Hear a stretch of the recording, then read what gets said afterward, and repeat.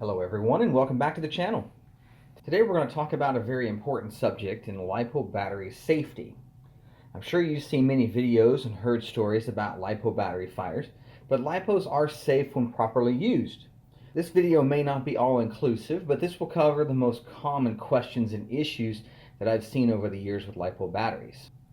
Just like in our previous videos on batteries and chargers, I would like to show you the difference between nickel metal hydride and lithium polymer. So we'll start with the Traxxas nickel metal hydride battery here. Nickel metal hydride batteries will feature rounded corners, and we'll have the nickel metal hydride marker here. Lithium polymer batteries, such as the Smart battery here, will have squared corners, will have the lithium polymer marking, and will have the balance lead connector. If you'll notice on batteries like the Electron Pro batteries, these don't show that they are nickel metal hydride on its badging, but still have their balance lead. As a tip here, you'll notice that there are 4 wires on your balance lead. There's always one more wire than cells in your battery pack. So a 4-wire battery will be 3 cells. This will be beneficial if your battery has lost its badging.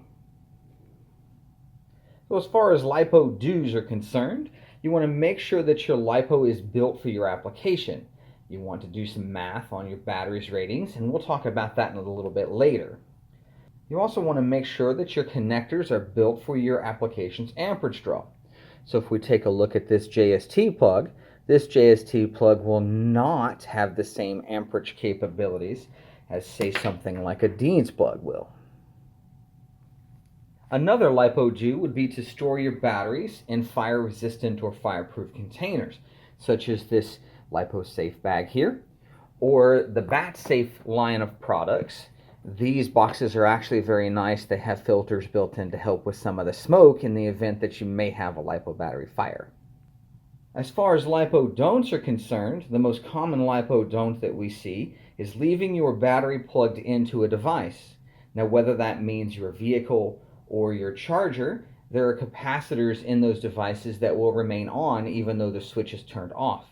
It causes a small amperage draw and slowly brings your battery down as your battery sits. Another LiPo don't that we see is charging your battery on the wrong setting. So if we look at this high-tech charger, for example, this high-tech charger is set on a nickel metal hydride. If you were to charge your LiPo battery on this setting, it would damage your battery and potentially lead to a battery fire. Another LiPo don't that's very common would be charging a battery that is visibly damaged. So before you charge a battery, you always want to do an examination to make sure that you don't have any damaged corners, any dents in the cell, any swelling or puffing. All of these would indicate that there is damage within your battery. Another damage point that we see in the battery would be using one of these LiPo checkers. If we plug our LiPo checker into this battery pack, we will see that there is an error in cell number 2. So you would not charge this battery as it is damaged. Another LiPo don't that we see would be tricking the battery or the charger into charging a damaged LiPo. Damaged LiPos can lead to fire, and you do want to avoid that. The last LiPo don'ts we have on our list are don't leave your batteries in inappropriate environments. These batteries are sustainable to heat, so if you leave them in your car on a hot summer day, or if you leave them in a very moist environment, you can see damage set in. And almost always in those cases, you'll see these batteries become swelling or puffing, so you don't want to leave those in those hot environments. Another way you can check your LiPo batteries are in some chargers. If we look at this high-tech charger from before, when we plug our battery into our balance lead here and back up, you'll see that on the main screen here, it will list your battery's voltages. So it lists an error in cell number 2, just as our checker did.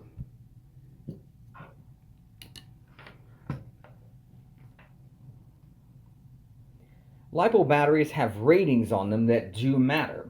So if we look at this 2200 milliamp Spectrum battery here, it's 2200 milliamps, which is your runtime. You'll see that listed here. It's 30C, which is how quickly the battery can deliver its current. And it's 11.1 volts, which is its battery's power. Now, when determining if this battery will work in your application, we need to do a basic math formula. So we'll take our 2200 milliamps and divide by 1000. That will give us 2.2 amps. We'll multiply that by our 30C, and that will give us 66 amps is the battery's available power draw. If you exceed 66 amps in a one-time burst, that doesn't necessarily mean it will damage the battery, as all of these batteries have a burst rating of double. So your 66 amps will be well over 120 amps for a burst, but that's not sustainable for long periods of time. So in the case of this battery, if you had a 30 amp speed controller, this battery would be safe for your application. When we look at batteries with much bigger C ratings, such as this Electron Pro battery with a larger C rating, your available amperage draw on this battery would be 260 amps. So when we look at big 8-scale vehicles, this is an appropriate level battery. However, a 20C, being just over 100 amps, would not be an appropriate battery for that application. The ratings on your battery also go along with your charger.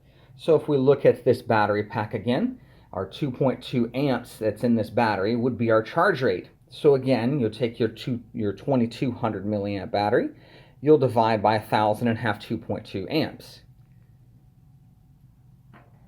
Showing you the Electron Pro charger again, you'll notice down here it says it's capable of 5C charge rates. So if we take our 5200 milliamp and divide by 1000, that will give us 5.2 amps. Then multiply that by 5C and we'll have 26 amps available to charge this battery. That means this battery is capable of charging in about 10 or 15 minutes, but most chargers don't offer that high of charging capabilities. So you need to invest in a very expensive charger to be able to do that. My recommendation for charge rates is always 1C. So 5200 milliamp would charge at 5.2 amps.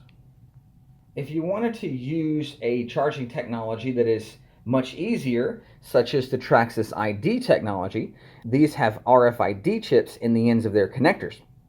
These RFID chips will communicate to the charger what battery it is. Spectrum has a very similar technology in their smart batteries. There's a chip in the end of the battery, and this gray cable here is communicating to the charger so that the charger knows what battery is plugged in. These features will take a lot of the guesswork out of properly setting up your charger, but they should never be used as a substitute for proper battery maintenance. So let's say that you've done everything right with your battery and you still have a failure in your battery. Is your battery covered under warranty? Well, unfortunately, battery warranties are kind of gray area with manufacturers. Unfortunately, manufacturers don't know what has happened to these batteries in the time frame that you've owned them. So their warranties can be fairly short, sometimes as little as 30 days.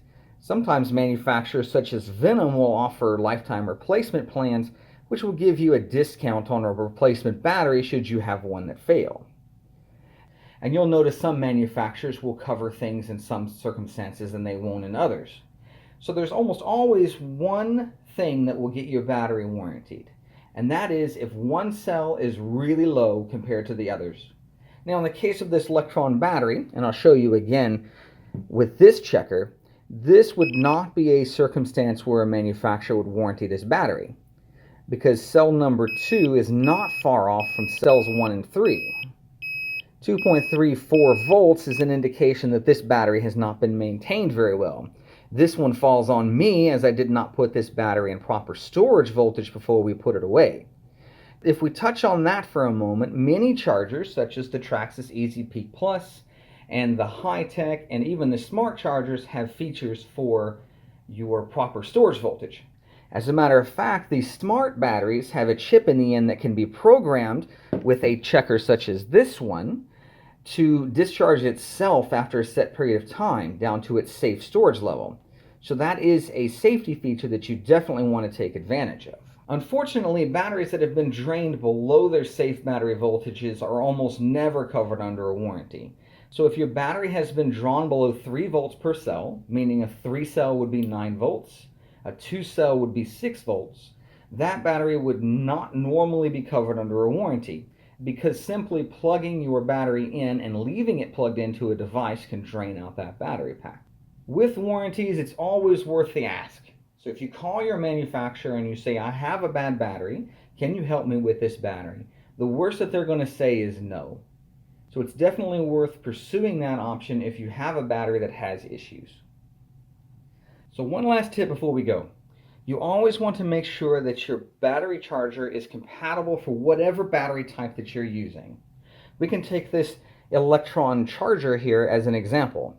If you look at this charger and it has your balance leads here, that's a good indication that it will charge lithium polymer batteries.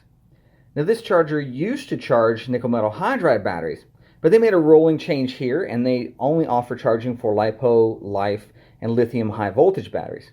So this is where it's important to check your charger, not your charger's documentation and not the box that came with your charger, to make sure that your battery is compatible to charge the battery that you have.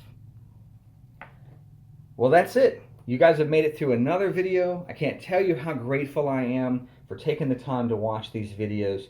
And if you've benefited from anything that you see in these videos, please consider subscribing so you don't miss any of our new content. If there's something you'd like to see me do, leave a comment. Tell me what you want to see. I have nearly 20 years of experience in radio control. I have a mountain of knowledge that I want to share, a long list of videos that I want to make. But if there's something that you want to see, I'll put that to the front of the line and help you out as best I can. Thank you very much for watching our video, and I look forward to seeing you in the next one.